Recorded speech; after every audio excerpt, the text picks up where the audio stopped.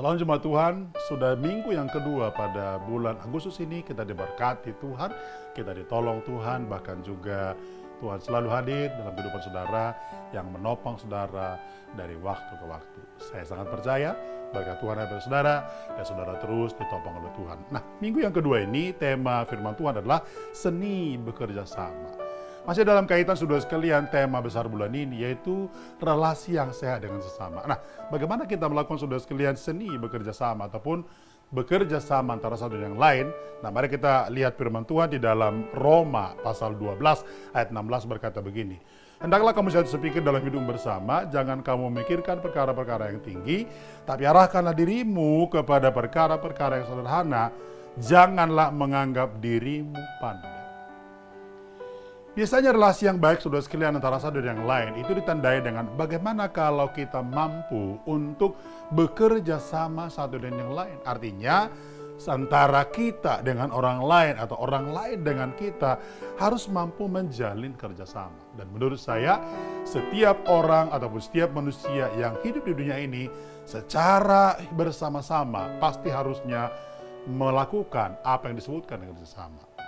Entah kerjasama dalam hal yang sederhana sampai dengan hal yang rumit, saudara sekalian pasti harus ada kerjasama. Di gereja saudara sekalian dibutuhkan kerjasama, di rumah tangga dibutuhkan kerjasama, dalam pekerjaan-pekerjaan dibutuhkan kerjasama. Itu artinya kalau disebut bekerja sama ada 2-3 orang atau lebih yang secara bersama-sama mereka melakukan tugas bersama. Maka di sana menjadi sangat penting saudara sekalian terjalin yang namanya seni bekerja sama. Nah, paling tidak saudara sekalian ada beberapa hal yang bisa kita lakukan untuk bisa menjalin kerjasama dengan baik atau seni bekerja sama satu dengan yang lain. Yang pertama, tidak menganggap diri pandai. Tidak menganggap diri pandai. Alkitab berkata, janganlah menganggap dirimu pandai. Artinya apa?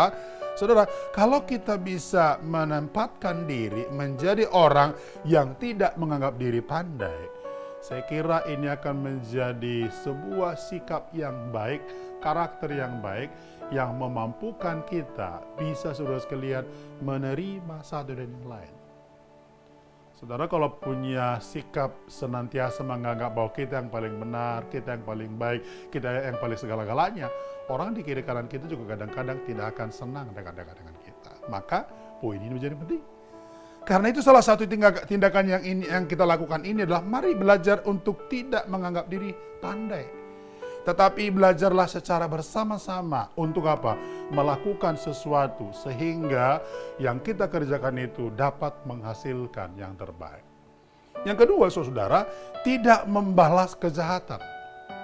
Kalau saudara misalkan membangun seni bekerja sama yang baik, jangan membalas kejahatan. Alkitab berkata, janganlah membalas kejahatan dengan kejahatan, lakukanlah apa yang baik bagi semua orang. Saya kira kalau saudara mau memiliki seni bekerja sama yang baik satu dengan yang lain, poin ini penting. Anda tidak boleh membalas kejahatan, meskipun orang lain pernah melakukan kejahatan pada saudara. Pada prinsipnya, Paulus sebetulnya sedang menjelaskan bahwa ketika kita berada dalam komunitas ataupun kita berada di dalam satu kegiatan bersama, tidak boleh ada unsur-unsur kejahatan dari satu orang ke orang lain. Saya yakin kalau itu ada, maka kerjasama kita akan berantakan. Yang ketiga, kita tidak boleh hidup di dalam perseteruan.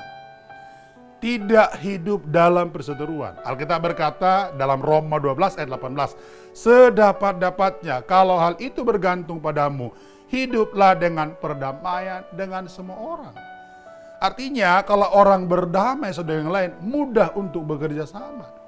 Bukan orang yang berseteru, bukan orang yang saudara sekalian saling gontok-gontokan, atau bukan orang yang saling saudara sekalian membenci, tetapi mereka adalah orang-orang yang hidup dalam perdamaian.